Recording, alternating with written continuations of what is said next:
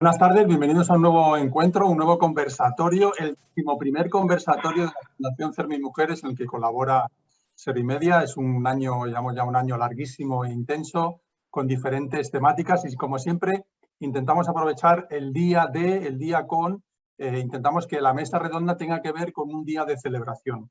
Como saben y como les hemos contado, hoy vamos a hablar de mujeres con discapacidad, una realidad invisible ante la explotación sexual y la trata de personas, y precisamente hoy es el Día Internacional contra la Explotación Sexual y la trata de mujeres, niños y niñas, mujeres, niños y niñas, porque todos tienen algún tipo de trata, pueden tener algún tipo de trata. También viene muy de actualidad porque precisamente el Gobierno esta misma semana se comprometió en una declaración institucional para erradicar la explotación sexual y la trata de seres humanos. De hecho, el Consejo de Ministros de este pasado martes aprobó una declaración institucional con motivo, como digo, del día que estamos celebrando hoy, y exigía una erradicación de todas las formas de violencia contra las mujeres y específicamente la explotación sexual y la trata con fines de explotación sexual. Esta declaración estaba firmada por 6 ministerios, por el Ministerio de Igualdad, de Asuntos Exteriores, de Interior, de Derechos Sociales, incluso de Inclusión y Seguridad Social y Migraciones.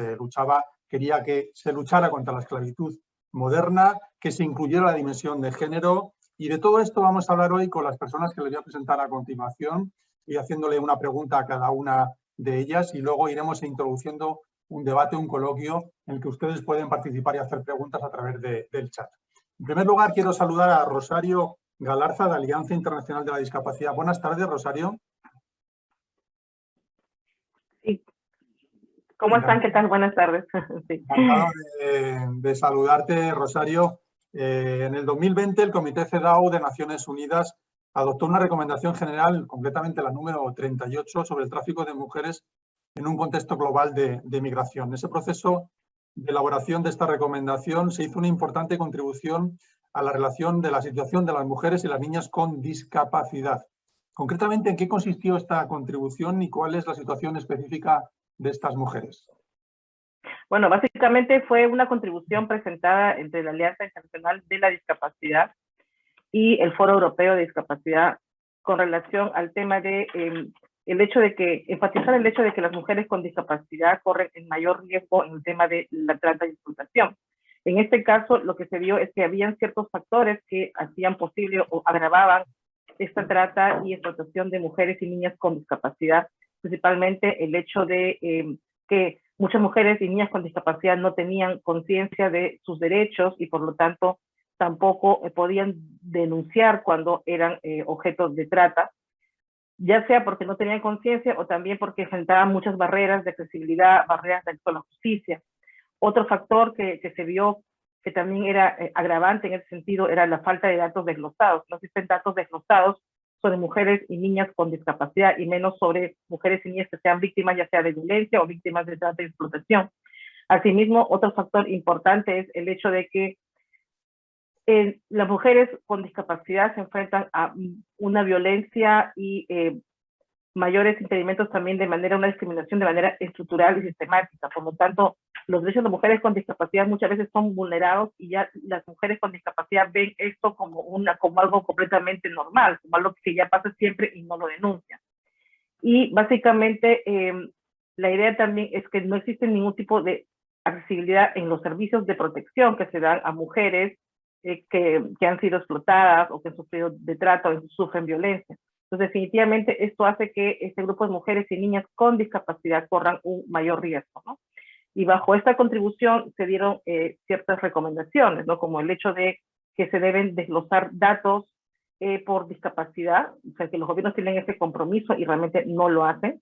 El hecho también de que se debe crear conciencia en los gobiernos para que dentro de sus legislaciones puedan armonizar esas legislaciones con los tratados internacionales para que pongan medidas de protección contra la trata y explotación de mujeres con discapacidad.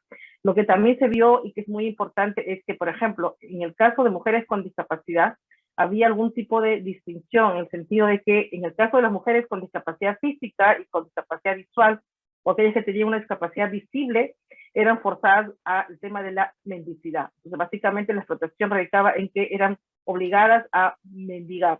Y, por ejemplo, en el caso de mujeres con discapacidad, con una discapacidad no visible, como discapacidad psicosocial o discapacidad intelectual, eran utilizadas en la trata y explotación, específicamente explotación sexual, por considerarse que son mujeres fáciles de manipular, que no van a poner resistencia, además que si denuncian, estos testimonios de ellas no van a ser estimados, o sea, no van a ser considerados porque justamente esta barrera de que las personas con discapacidad intelectual o psicosocial se les consideraba, bueno, aún también ahora en muchos países, como personas que no tienen capacidad jurídica o derecho de decisión y por tanto no pueden brindar un testimonio válido ante una corte. Gracias, Rosario. ¿Dónde te encuentras, por cierto? ¿Dónde estás físicamente? Yo estoy ahora en Perú. En Perú. Como ven, hemos cruzado el Atlántico. Este horario nos viene bien para poder conectar con el otro lado del Atlántico. Ahora voy a hablar con Miriam Benterrac, que es una experta en trata y explotación sexual. Buenas tardes, Miriam. Buenas tardes. Estás en Madrid. Estoy ahora... ¿se me escucha? Sí, sí, perfectamente. No, Sí, que perdona. Que estás en Madrid, digo, ¿dónde estás? Estoy en Madrid, sí, sí. Vale, digo, por situar, ubicarnos físicamente, ya que no nos podemos ver, por lo menos ubicarnos físicamente. Desde tu amplia experiencia, Miriam, como funcionaria pública, ¿cuáles crees tú que han sido las lecciones más importantes del segundo plan integral, precisamente de la lucha contra la trata de mujeres y niñas con fines de explotación sexual aquí en España?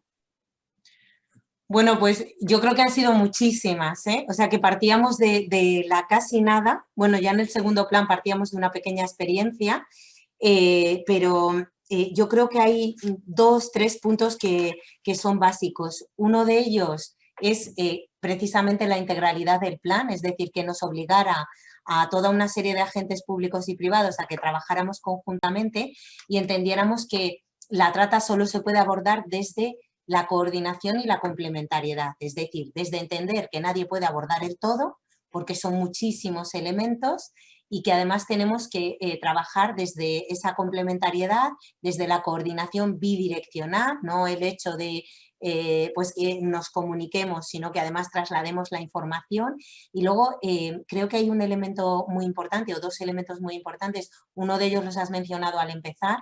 Yo he trabajado en trata con fines de explotación sexual y no se puede evitar pensar en la dimensión de género, es fundamental, y la dimensión de derechos humanos, es decir, la importancia que tiene que este plan se aprobara en el Ministerio de Igualdad, que el Ministerio de Igualdad fuera el que tenía la encomienda de promover la coordinación y la cooperación y por lo tanto se hiciera desde un enfoque victimocéntrico, porque el inicio de nuestros trabajos estaba muy enfocado al hecho de que es una violación de derechos humanos y es un delito muy grave, ¿no? Incluso, bueno, pues en un principio el primer plan nació cuando todavía esto no era un delito, ¿no? Entonces, cometíamos muchísimos errores y todavía se cometen, ¿no? Porque nuestra legislación pues atribuye la identificación a la autoridad policial.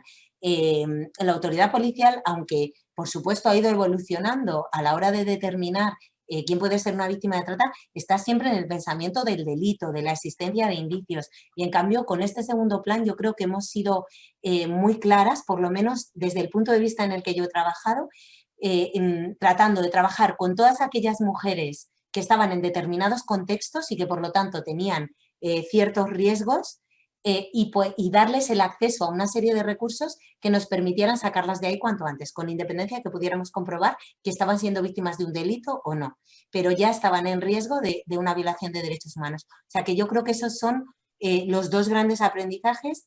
Creo que hay muchísimo por andar y luego hay un tercer elemento que es la atención a las necesidades específicas, que creo que ahí hay mucho camino por andar y precisamente en el ámbito de la discapacidad pues es un elemento en las vulnerabilidades en general muy complicado dentro de la trata, es decir, que dentro de nuestro propio trabajo en general, a la hora de detectar víctimas y de ayudarlas a salir cuanto antes de esa situación, con independencia de por supuesto, que se restituyan sus derechos y que se trabaje contra los delincuentes, nos hemos ido dando cuenta de que los factores de vulnerabilidad son los que hacen que se capte con mayor facilidad y que se mantenga a las personas, en este caso, en situación de prostitución y por lo tanto, pues deberíamos haber abordado todos estos elementos. Hay una cuestión que ha comentado Rosario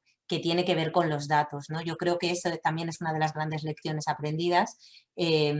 Nosotros hemos intentado por todos los medios recoger datos desde distintos actores, empezando por las ONGs que recogen una cantidad ingente de datos, pero creo que hay una premisa de base que está mal planteada, que es el hecho de que queremos recoger datos sobre trata y sobre indicios de trata, y lo que tenemos que recoger es datos sobre mujeres que están en determinadas situaciones, en situación de prostitución, que es donde acaban las víctimas de trata, para lo que se hace todo este recorrido. Y si hubiéramos recogido esos datos desagregados, como dice Rosario, viendo cuáles son las circunstancias específicas de estas mujeres, nos habríamos dado cuenta de la cantidad de elementos de vulnerabilidad que se aprovechan de mujeres que no conocen o no comprenden sus derechos, a veces porque son inmigrantes, porque han sido perseguidas, porque huyen de una situación de violencia, por su situación de precariedad económica o por su situación de discapacidad, discapacidad intelectual, situaciones de salud mental que hacen prácticamente imposible que estemos ante una persona que sea capaz de reconocer su situación y que sea capaz de salir de esa dependencia de la red de explotación. Y creo que ese es digamos, uno de los aprendizajes que tenemos que abordar las necesidades específicas, pero al mismo tiempo uno de los grandes retos, porque no tenemos esos datos, digamos, de base. Yo diría que necesitaríamos datos de asistencia social, ir a los lugares donde sabemos que nos vamos a encontrar a esas víctimas de trata y ofrecer una asistencia sin exigir nada a cambio, ni mucho menos el que sean conscientes del delito o el que nos den algún argumento con respecto al delito, para poder recabar información sobre de qué estamos hablando, de qué tipo de mujeres estamos hablando, y ahí nos vamos a encontrar muchas situaciones de discapacidad, muchas situaciones de salud mental que están propiciando que estas mujeres se mantengan ahí. Bien, pues seguimos con la ronda, esta primera ronda, en este caso con Beatriz Sagrado, que es consultora sobre trata y explotación sexual de la Fundación Ceremi Mujeres. Buenas tardes, Beatriz. Buenas tardes. Bueno, tú como experta reconocida en este estudio de la trata, de la explotación sexual de las mujeres, ¿existen datos realmente sobre el impacto de esta trata, de esta explotación sexual en las mujeres y niñas con discapacidad? Y si no ocurriera, ¿por qué sucede? Ya. Bueno, desgraciadamente no tenemos datos, no hay datos armonizados, no contamos tanto en España, ni siquiera en la Unión Europea, ni a nivel internacional de otros países, se recoge específicamente el impacto que puede tener la situación de explotación sexual en mujeres y niñas, en algunos niños también, pero mayoritariamente son mujeres y niñas con discapacidad. Esto dificulta efectivamente los caminos a seguir. ¿Por qué no existen datos? Ahora lo abordaré porque creo que hay dos obstáculos fundamentales, ¿no? Pero sí que es importante saber que tanto en los instrumentos internacionales no se aborda este tema, y ahora sí que lo hemos tenido con la recomendación 38 de CEDAW, que ha hecho mención Rosario, y lo mismo que ha hecho mención Miriam, ¿no? En el plan integral contra la trata con fines de explotación sexual, sí que en algunos apartados de actividades sí que se menciona el tema de la discapacidad, ¿no? Es decir, como bien ella lo ha dicho, ya en el segundo plan sí que hemos dado unos pasos más, pero sigue siendo invisible, ¿no? ¿Y cuáles son los obstáculos fundamentales para esto? La invisibilidad, el silencio que rodea esa invisibilidad y, por supuesto, la normalización que existe en el tema de la violencia, de las diferentes violencias, porque hablamos de la violencia sexual, de la violencia política, que tiene que ver con la institucional, la violencia social que está incluida en la económica. Es decir, hay muchísimos factores de violencia que, partiendo de que estas mujeres y estas niñas con discapacidad ya viven dentro de su ámbito familiar, y sabemos que quien ha sido abusada en muchísimos casos termina en un sistema de explotación sexual, como puede ser la prostitución. Entonces, partiendo de esos obstáculos, ¿no? Que es la invisibilidad, que esto hace que aumente la vulnerabilidad de estas mujeres, ¿no? Y bueno, los instrumentos internacionales, salvo la recomendación 38, como bien se ha dicho, que sí, que recoge, pero claro, si el país no aplica, no hace unas políticas públicas donde realmente se enfatice y se ponga la mirada en este tema, desaparece. Es una realidad, pero como no hay esa mirada, está oculta.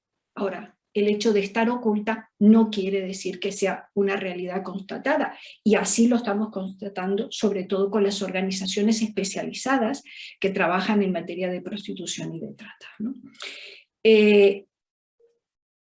Hablaba de este primer obstáculo, ¿no?, que era la invisibilidad y la normalización del tema de la violencia hacia las mujeres y las niñas con discapacidad, pero luego ¿con qué nos encontramos? ¿Con qué dificultades y con qué obstáculos para la obtención de estos datos?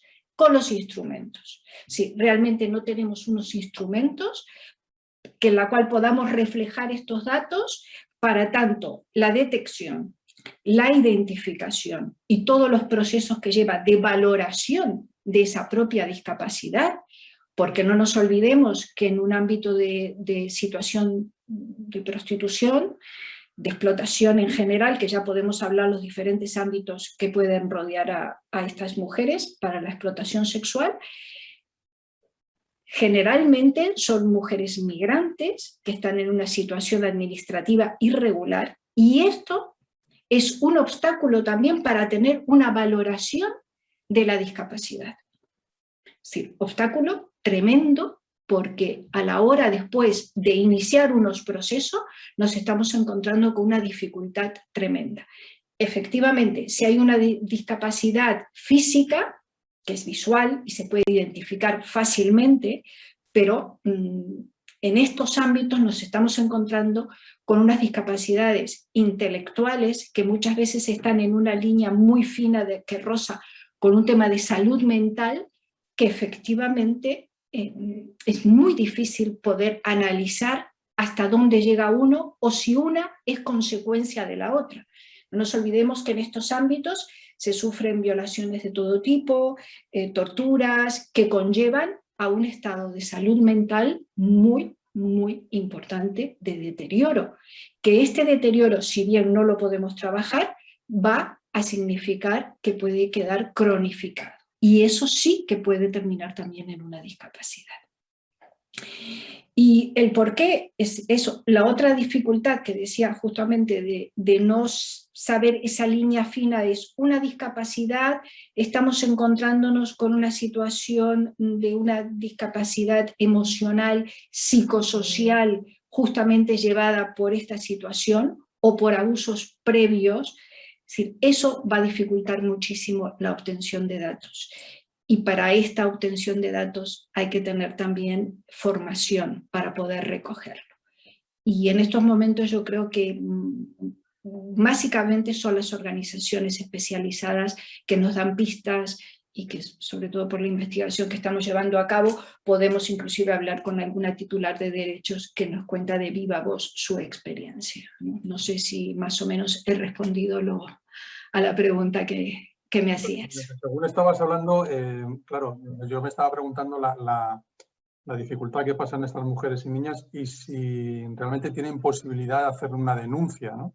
Las condiciones en las que a lo mejor viven o en el entorno que se encuentran, ¿sería posible esa denuncia propia de las víctimas?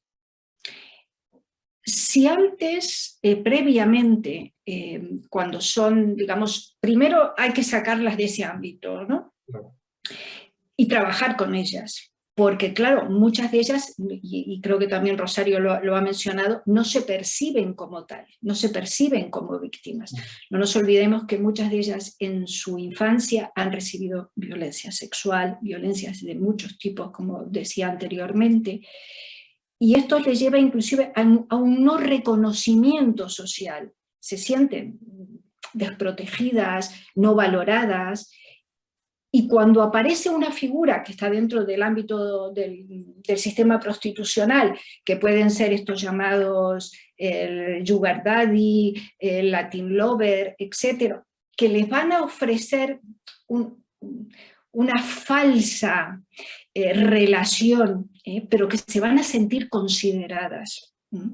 Sí, y luego son sometidas, no se dan cuenta de ese proceso porque justamente están inmersas en una situación de violencia tan brutal que son imposibles de reconocerse a sí mismos como posibles víctimas de una explotación y de esa figura, ¿no? Que en algún momento la acompaña, es decir, están con otras estrategias, ¿no? A veces le dan un poco de dinero, se sienten atendidas. Entonces es muy difícil luego cuando son sacadas de ese contexto, son llevadas por organizaciones especializadas, hay que trabajar muchísimo con ellas. Aspectos psicológicos, psiquiátricos en muchos casos. No nos olvidemos que también estas mujeres están expuestas al consumo de diferentes drogas, tanto a veces para poder soportar la situación como por unas intenciones muy claras desde de los proxenetas, dueños de clubes, etcétera, etcétera, ¿no? Entonces, todo el proceso es muy complejo llegar al final para que realmente esta mujer pueda denunciar.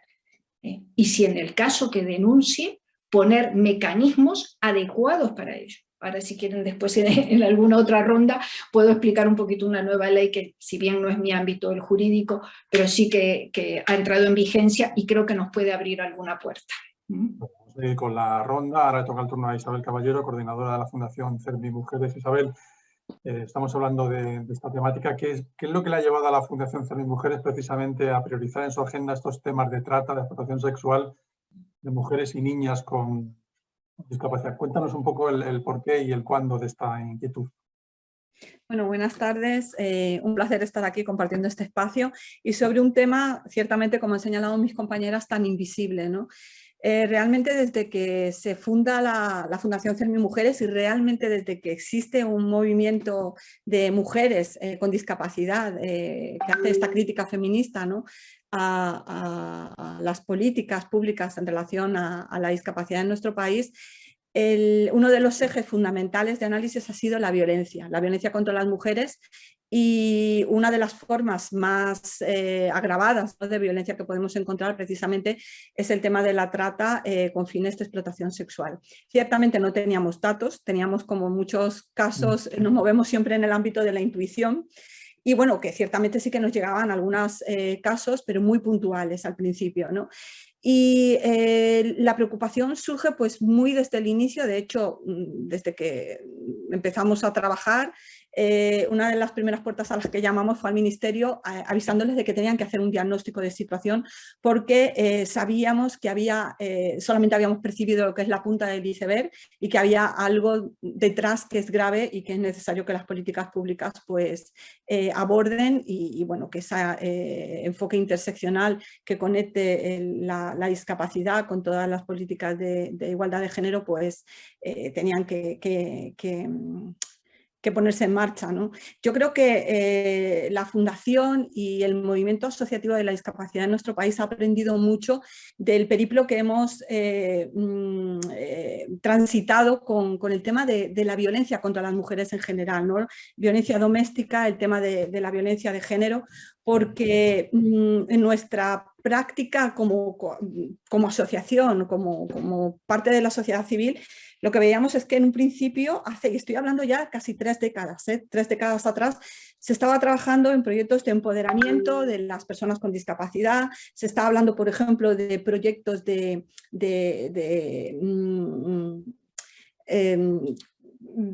empleo, ¿no?, de cómo activar el empleo entre este colectivo, y fue precisamente en estos proyectos que nada tenían que ver, que no tenían en muchos casos ni siquiera enfoque de género, donde empezamos a percibir, donde se empezó a detectar estas situaciones de violencia y cómo a lo mejor una mujer que llegaba a uno de nuestros servicios para hacerse un perfil profesional porque estaba desempleada, acababa con el técnico o la técnica trazando todo su itinerario de violencia, y es ahí donde ese punta del iceberg se hacía cada vez más visible. Eso nos pasó con el tema de la violencia contra las mujeres, la violencia entre parejas, violencia de género, de pareja y expareja en nuestro país, cómo pudimos aportar a la ley 1/2004, y esto nos ha servido también un poco de aprendizaje con el tema de la trata. Es un tema que realmente no tenemos experiencia, no hay datos, no hay manera de sacar una imagen de qué es lo que está pasando en nuestro país, ni siquiera en el mundo con las mujeres con discapacidad, pero sabemos que hay algo ahí detrás.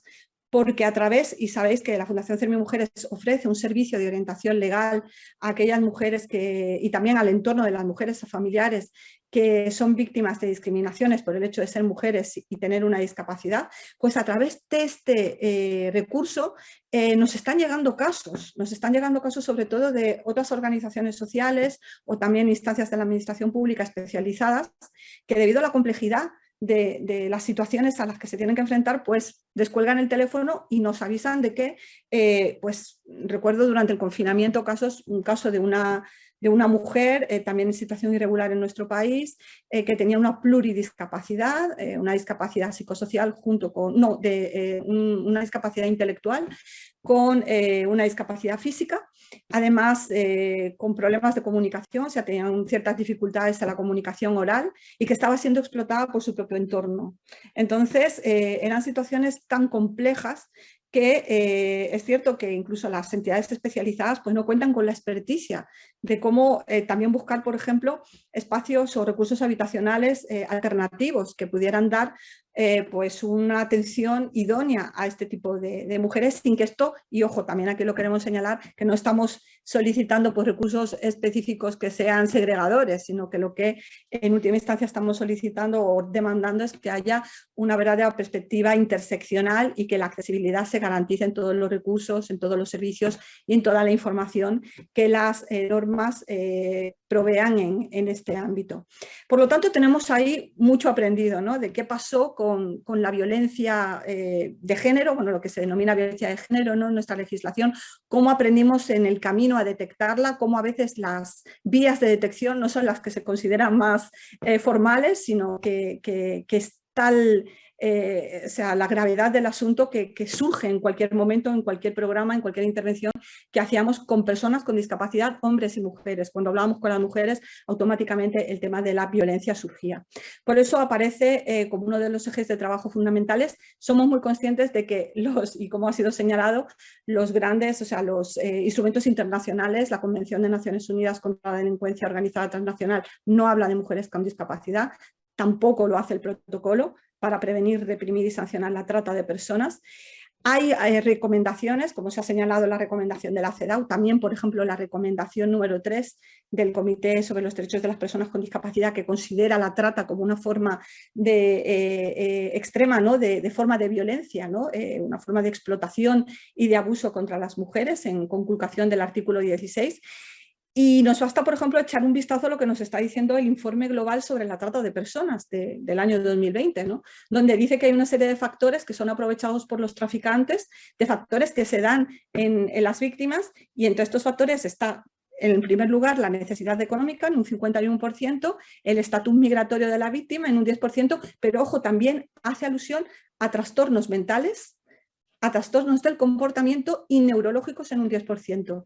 Y hace también referencia a la discapacidad física de manera concreta en un 3%. Es decir, todos estos son datos muy interesantes que tenemos que analizar y ver que ahí están las mujeres con discapacidad. Las mujeres con discapacidad son las más pobres. Hay muchas mujeres con discapacidad que, como señalaba Beatriz, en nuestro país que son víctimas de trata y que cumplen ese perfil de mujeres que están en situación irregular, que no se atreven a denunciar.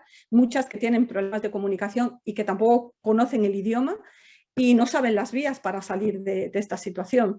Entonces, yo creo que con todos estos elementos una organización de derechos humanos como la Fundación CERMI Mujeres pues ha puesto manos a la obra y de hecho yo creo que para dar visibilidad a esta situación un buen paso ha sido hacer un diagnóstico inicial muy preliminar que estamos desarrollando conjuntamente con CERMI y con el Observatorio Estatal sobre Discapacidad y en el que contamos con el conocimiento experto de investigadoras como Beatriz Sagrado o Magali Til, que nos están acompañando en esta apertura de puertas que estamos realizando. Bueno, ya terminamos esta primera ronda, en este caso con Rocío Mora, que es directora de la Asociación para la Prevención, Reinserción y Atención a la Mujer Prostituida. Muchas gracias, Rocío, y buenas tardes, porque sé que estás en Avilés, que has tenido problemas de conexión y que, bueno, has podido al final conectarte.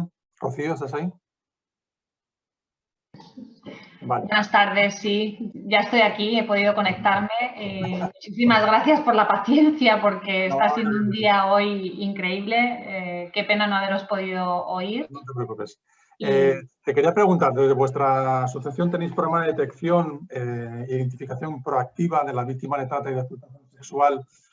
Tenéis una atención inmediata en muchos ámbitos, ¿no? En el social, jurídico, sanitario, psicológico, formativo e incluso laboral, ¿no? Pero te quería preguntar si os habéis encontrado con algún caso de mujeres o niñas con discapacidad y qué experiencia tenéis en este campo.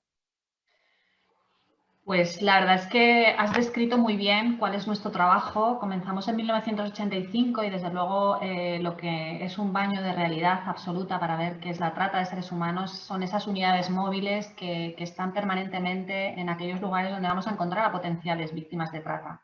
Y es ahí donde estamos encontrando esos factores que estaban diciendo desde CERMI que son fundamentales. Y es un factor de extrema vulnerabilidad y que son creados y favorecidos por los tratantes, por las mafias organizadas, por los proxenetas, pero también por aquellos demandantes de sexo de pago que permanecen pidiendo siempre a mujeres para sacar el máximo rendimiento de ellas y pagar una suma muy pequeña de dinero. Y es ahí donde nos estamos encontrando pues, bueno, pues esta discapacidad que los equipos nos transmiten, que son intelectual, cognitiva, relacional y física. Y ahí, por las distintas formas de trata. Nosotros atendemos a mujeres víctimas de la explotación sexual, pero también hemos tenido casos muy claros en la mendicidad de niñas que nos encontrábamos en las zonas céntricas, sobre todo en la Comunidad de Madrid. Las personas que en estos años hemos podido ver, y así se lo dijimos a Magali y a Beatriz, porque a nosotros nos parece fundamental este estudio que estáis haciendo. No se habla, se invisibiliza permanentemente este tipo de casos porque son difíciles y no sabemos desde las organizaciones especializadas qué hacer con ellas. Pero es que además, cuando nos encontramos con una persona con esta discapacidad intelectual, en muchos casos, bueno, pues los profesionales que están trabajando en nuestras entidades intentan tener coordinación y nexos de coordinación con aquellas entidades que nos podéis ayudar y que estáis trabajando directamente con esta discapacidad. Y nos encontramos con que no hay profesionales a los que podamos derivar para que hagan una valoración. Somos conscientes de que las mujeres en muchas ocasiones tienen indicadores, pero nosotros no somos especialistas para dar esta evaluación de la situación por la que pasan las mujeres. Sí tenemos claro también que asociaciones como la vuestra quizás también deben acercarse, como lo estáis haciendo, a esta realidad que sí es conocedora por parte de APRAN u otras organizaciones especializadas. Y desde luego también creemos que es para acceder al reconocimiento oficial de un grado de discapacidad de todas y cada una de las mujeres que atendemos, en muchas ocasiones tenemos muchísimas dificultades, porque estamos hablando de que las mujeres que atendemos son mujeres bueno, normalmente de otras nacionalidades, que no tienen un permiso de residencia y trabajo y que, aun teniendo ese permiso de residencia y trabajo para acceder a todas estas ayudas, tendrían al menos que residir en España legalmente al menos 5 años y estar en España 2 de ellos con esta solicitud de esta discapacidad. Con eso lo que quiero decir es que es claramente importante garantizar a estas mujeres el no ser victimizadas en muchísimas ocasiones cuando se acercan a la administración pública y sobre todo cuando se acercan a la administración de justicia. Has hablado, José Manuel, de que nosotros hacemos un trabajo proactivo, pero también todas estas mujeres colaboran con la Administración de Justicia y ahí tenemos que hacer un acompañamiento clarísimo, porque en muchas ocasiones se ven inmersas en no poder comunicarse, en no poder transmitir lo que ellas están diciendo. Y habéis dicho la lengua, el lenguaje, el idioma de estas mujeres, pero yo hablaría de todo en general. Yo creo que hay que tener un acompañamiento especializado y nosotros sí que abogamos por que se tenga una coordinación con organizaciones como la vuestra para poder hacer protocolos. Es algo que nosotros decíamos en el estudio y yo verbalizaba a Beatriz, porque mi equipo así lo decía, ¿no? Hay una carencia de recursos especializados que trabajen la discapacidad. Pero además, en muchas ocasiones sí que nos hemos encontrado con muchísimas dificultades para hacer esa primera valoración, ese primer informe, porque hay una falta de formación en aquellos profesionales en recursos normalizados. Y esta es la experiencia que yo os puedo contar. Creo que cada vez más estamos teniendo casos y creo que en este estudio un miembro de mi equipo habló de un caso muy determinado porque ha sido muy fuerte para todas las personas que formamos a PRAN. Y creo firmemente que no puede haber una revictimización secundaria con respecto a la trata de seres humanos. Y creo firmemente que igual que hemos conseguido crear protocolos en el ámbito sanitario, en el ámbito jurídico y en el ámbito psicológico, creo firmemente que en este ámbito también deberíamos, todas las organizaciones, tener un claro camino de cómo observar, de cómo delimitar y cómo atender de manera especializada a estas mujeres y a estas niñas que pasan por una situación de extrema vulnerabilidad. Porque si no, el que gana es el que se está lucrando de todas estas mujeres, que son mafias proxenetas, y vuelvo a repetir, porque sí que lo quiero señalar como un cómplice, además hoy día 23 de septiembre, Día contra la Explotación Sexual, como bueno, pues un cómplice más de la existencia de la esclavitud, de la existencia de la trata y de la existencia de la explotación de mujeres y de niñas en esta situación. Vamos a hacer una segunda ronda, nos queda menos tiempo, nos quedan 20 minutos, voy a pedir un poquito más de concreción. Rosario, vuelvo contigo. Al principio ya hablaba del gobierno, de esta declaración institucional del gobierno español, pero te quería preguntar en caso concreto, decir, ¿qué materia, qué aspectos debería destacarse, sobre todo en discapacidad, para abordar cualquier tipo de política pública que luche precisamente contra la trata y la explotación sexual de mujeres, de niños y de niñas? Bueno, gracias.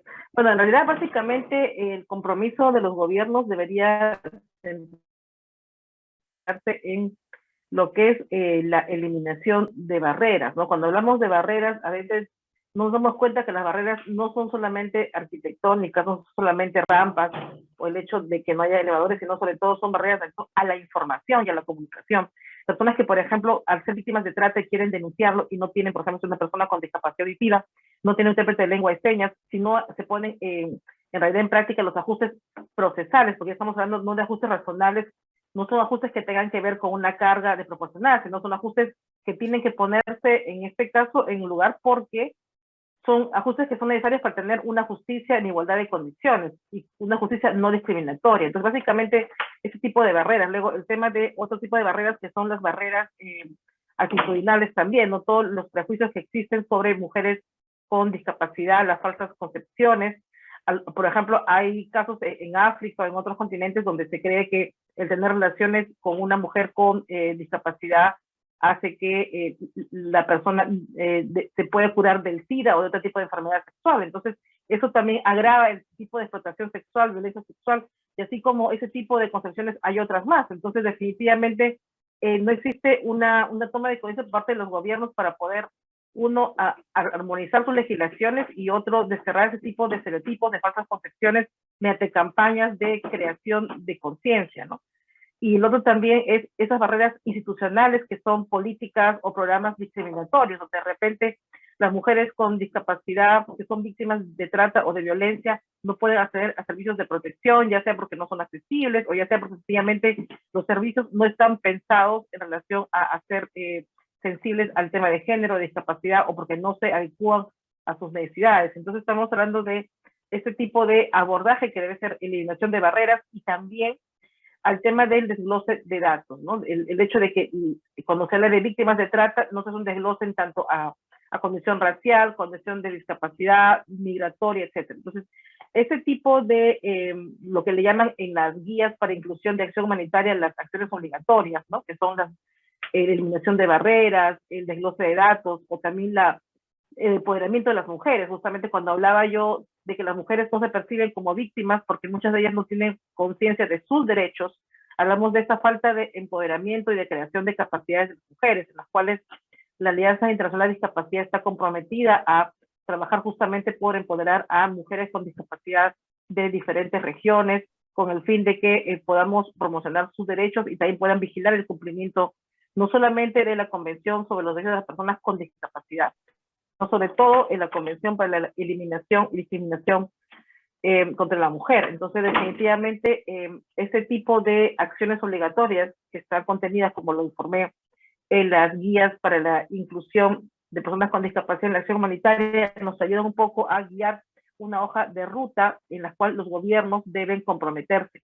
Y no solamente los gobiernos, sino también hablamos de otro tipo de grupos o partes interesadas, otro tipo de stakeholders, como las organizaciones feministas y otro tipo de organizaciones que deberían también tomar conciencia y poder transversalizar el tema de la discapacidad. No sé si contesté la pregunta o si hay alguna cosa que desea que enfatice. Muchísimas gracias, Rosario. Ha sido muy clara, muy concisa y esperemos que los gobiernos lo tengan en cuenta.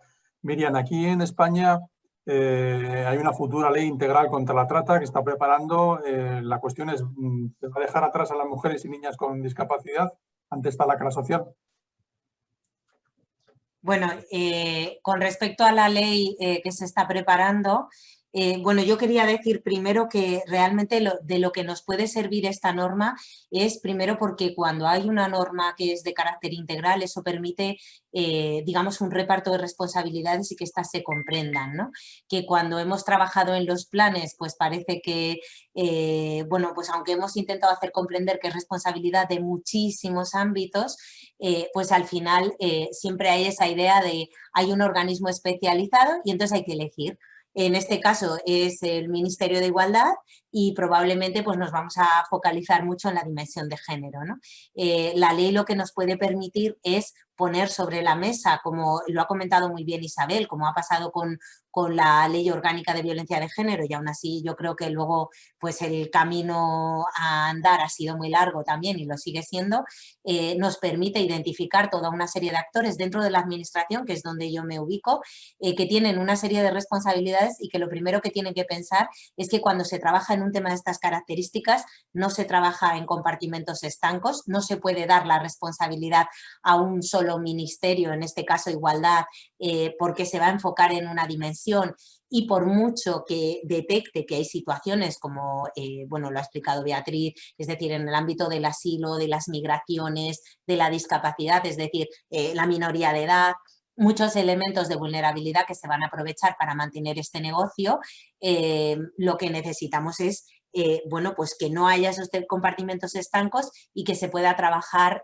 conjuntamente, que se puedan distribuir responsabilidades, que se garantice la comunicación, es decir, aunque haya un responsable de coordinar, que se garantice la comunicación, y creo que es muy importante que empecemos a comprender que no tenemos que especializarnos, ni los organismos de discapacidad en trata, ni las organizaciones de trata en discapacidad, sino, y creo que se ha dicho aquí, lo que hay que hacer es que haya esa bidireccionalidad, que seamos proactivos, que intentemos ver cuáles son las necesidades específicas de una persona y trabajar con ella desde el recurso más adecuado con el acompañamiento de aquel que es especializado en sus circunstancias, es decir, si estamos trabajando desde el ámbito de la discapacidad, trabajemos con entidades especializadas en trata y en las circunstancias que puede estar viviendo esta persona. Si trabajamos desde un organismo especializado en trata, que podamos trabajar o acompañar con esos organismos especializados en discapacidad, ¿no?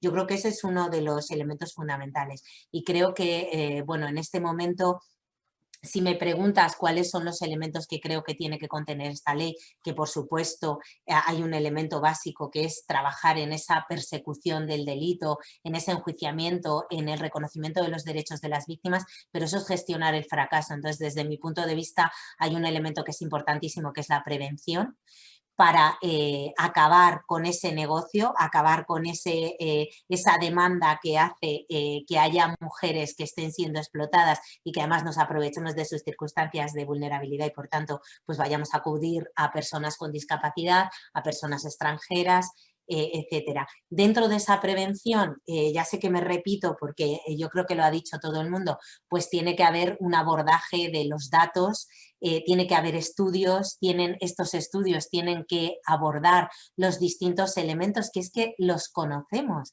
El problema es que a todos nos han llegado, es decir, en la delegación de gobierno no teníamos una atención directa, el Estado no hace asistencia social, pero sí recibíamos todas las necesidades de fiscalía, de policía, de guardia civil, entre ONGs, cuando nos decían tenemos un caso, y los más complicados que hemos tenido tenían que ver con personas menores de edad y con personas con discapacidad.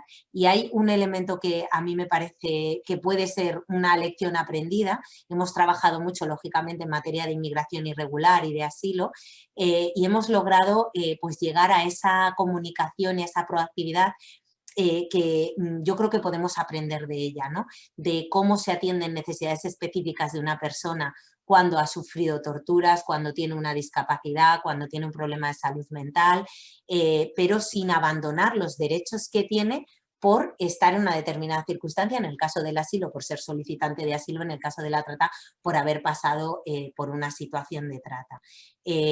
Yo, bueno, espero y tengo la confianza, y hoy que estamos en el Día de la Conmemoración contra la Explotación Sexual y el tráfico de mujeres, niños y niñas, sobre todo en que se aborde la prevención, en que se aborde de una vez la recogida de datos, no sobre trata, la recogida de datos sobre personas que están en circunstancias que sabemos, como es el caso de la prostitución, pues que alimenta la trata, ¿no? Y que empecemos a recabar esos datos, a recoger situaciones específicas, perfiles, elementos de vulnerabilidad, porque si no, no podremos trabajarlo. Y ese para mí es la pata fundamental de la ley, además de la asistencia especializada, que repito, tendrá que ser identificando tanto a quienes son organizaciones especializadas, no solo en trata, sino en materia de discapacidad, de inmigración, etcétera, y bueno, y que por supuesto haya una localización de recursos para que eso se lleve a cabo, porque si no va a ser una declaración de intenciones que por supuesto tiene, yo en ese caso sí que le digo a Isabel, cuando dices no pretendemos crear, yo creo que una de las cuestiones que tiene la trata, hablemos o no hablemos de discapacidad, es que tiene que tener una grandísima variedad de recursos. Lo vemos en la violencia de género, vemos que las puertas que tienen las mujeres para poder no denunciar su situación, simplemente para poder acudir y solicitar algún tipo de ayuda y que alguien se dé cuenta que están sufriendo violencia de género, son muchísimas. Y nos dimos cuenta precisamente en el confinamiento por la subida del 500% del 016 online, que no era nada más que un montón de mujeres que no podían acudir a los muchísimos recursos que había a nivel local, a nivel autonómico, etcétera, y que por lo tanto se concentraban en un punto, ¿no? Entonces creo que sí que tiene que haber una variedad de recursos que atiendan una multiplicidad de situaciones, entre ellas que sean especialistas en discapacidad y que tengan la capacidad de saber con quién comunicarse, que las pueda acompañar cuando se encuentran con una posible víctima de trata. Bien, muchas gracias, Miriam. Va pasando el tiempo, desgraciadamente, y esto, bueno, casi como en la tele, nos quedan apenas 10 minutos. Voy a pedir más concreción a las personas, a las 3 personas que nos faltan por intervenir en esta segunda ronda. Beatriz, precisamente hablando de estudios, la Fundación Fermi Mujer está en ello, ¿no? Está elaborando un estudio sobre esta cuestión. ¿Qué nos puedes decir sobre todo los retos que se plantean para este estudio de cara al futuro? Bueno, primero me voy a ir muy brevemente, ¿no? A sumarme a lo que acaban de decir las diferentes compañeras que han intervenido, ¿no? Si no trabajamos de esta forma armónica entre las distintas organizaciones, poco podemos avanzar. Los retos que además la Fundación Ser Mi Mujeres ha puesto un compromiso grande en esta investigación, en este prediagnóstico, yo le voy a llamar, porque es muy arduo abrir estas puertas, ¿no? Y consideramos que vamos a abrir una pequeña ventana para que ya empiece a circular un poco el aire y podamos ventilar esta situación. Utilizo este término porque la ventilación emocional para estas mujeres es fundamental. Entonces, retos. Identificar las causas estructurales que efectivamente, en general, con las mujeres y niñas que son explotadas sexualmente, pero en particular por la mayor vulnerabilidad en el caso de la discapacidad, ¿no? Entonces, todas estas causas estructurales y adyacentes las tenemos que poner, sacar la fotografía para que se tenga un conocimiento. la detección, la identificación como tal, el apoyo, pero creo que hay cuestiones fundamentales que pueden ser unas. La formación en todas las instituciones, estamentos que van a tener una relación directa con este tema. Hablamos de fuerzas y cuerpos de seguridad del Estado, que también se ha avanzado, también ya tienen una mirada, pero justamente faltan instrumentos adecuados para ellos. Todo lo que tiene que ver con salud mental, informes periciales psicológicos y psiquiátricos, que van a reforzar la situación de estas mujeres cuando tengan que presentar sus casos, sean desde un ámbito de la migración, refugio, asilo, etcétera, que obviamente se van a encontrar en una situación administrativa irregular, menores, no nos olvidemos que muchas mujeres menores, niñas, o rozando, digamos, la mayoría de edad, están llegando en pateras, pasan a un centro de menores, del propio centro de menores, son sacadas por proxenetas y llevadas a explotar sexualmente.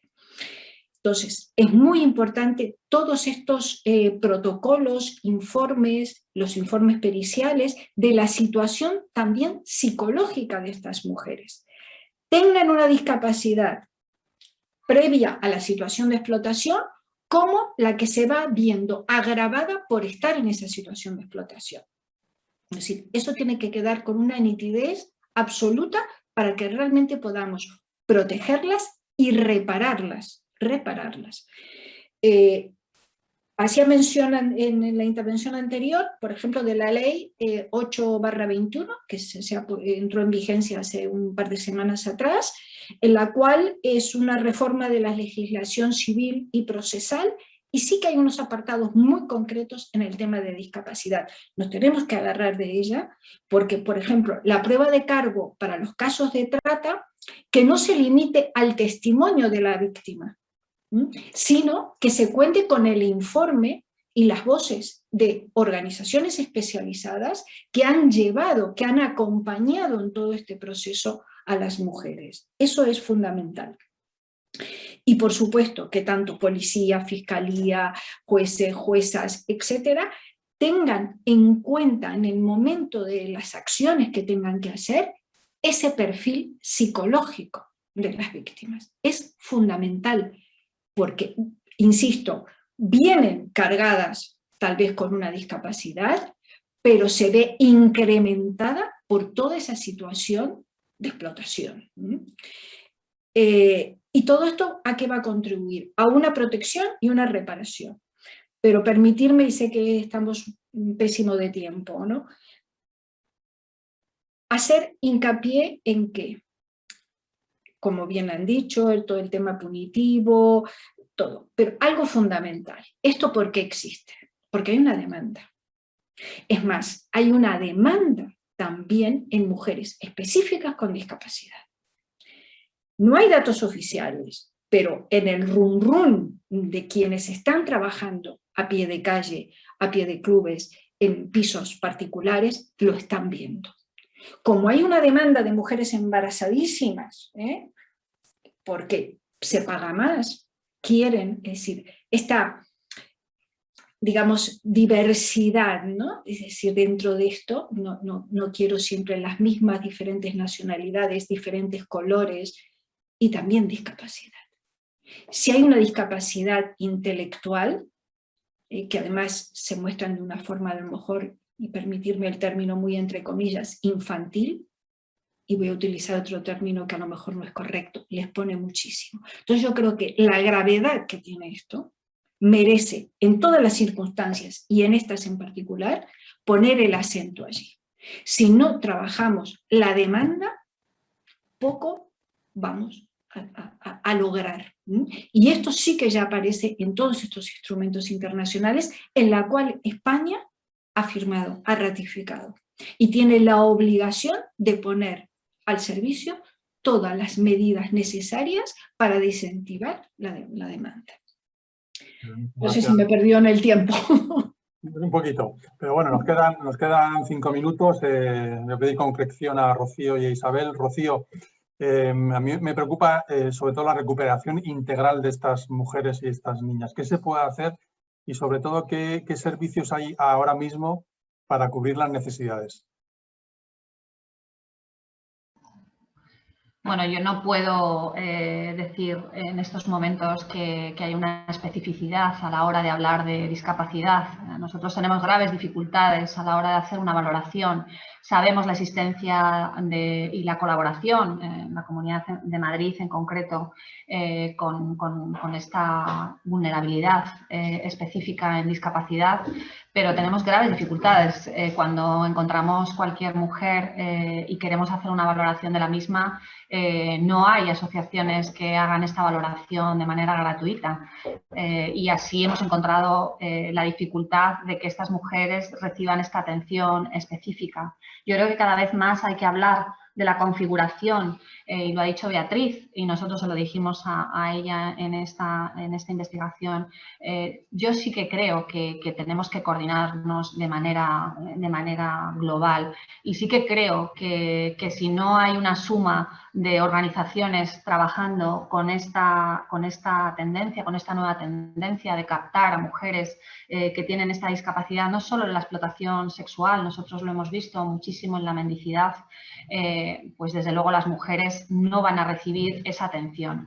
Las asociaciones como APRAN no tienen recursos suficientes para trabajar con mujeres que tienen una discapacidad, en este caso las más han sido intelectual.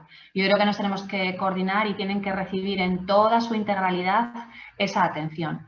Yo sí que abogo, y lo decía Miriam, creo que los planes integrales existentes han tenido un principio y un final, pero lo que sí que era claro es que todos y cada uno de los ministerios, toda la administración sumaba en distintas acciones en este plan. Y este plan también tenía una verdadera valoración y un verdadero análisis de lo que se cumplía o lo que no y qué nuevas necesidades se estaban viendo. A nosotros nos servía muchísimo, pero desde luego lo que sí que abogamos hoy es por una ley integral que trabaje en la prevención, en la protección de las víctimas, en el encausamiento penal de todos los autores y los colaboradores, en la reparación del daño, lo decía Beatriz, pero también en un seguimiento y una evaluación para crear políticas específicas en las distintas realidades que van surgiendo. Aquí, y yo lo diré muy fuerte, quien está utilizando a las mujeres, quien está señalizando cuáles son las vulnerabilidades para utilizar el máximo rendimiento de las mismas, son mafias, proxenetas y el demandante de sexo de pago.